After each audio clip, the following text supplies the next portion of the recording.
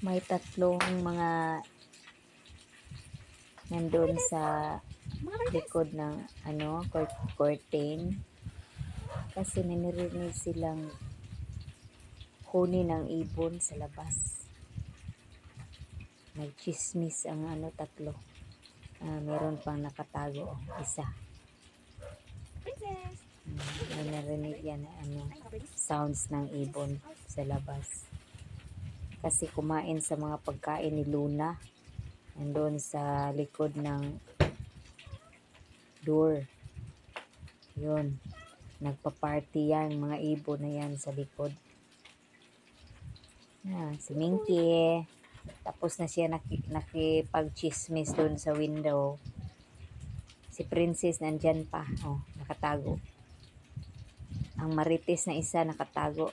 Ang isa pang marites na nandito si Queenie. Queenie to.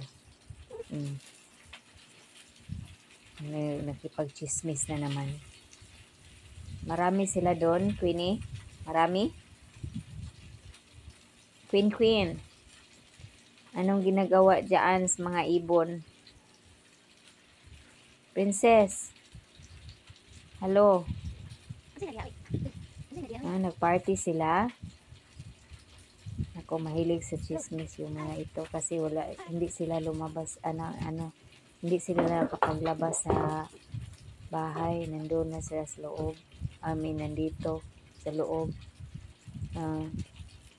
Kaya hindi nila alam kung anong nandyan sa labas. Pag makarinig sila ng sounds, yun. Gusto na makita kung anong nandyan. Ang chismosa, isang chismosa. Kasi lumilipad at mayroong sounds sa mga ibon dyan sa labas. Ang mga mahilig sa chismis.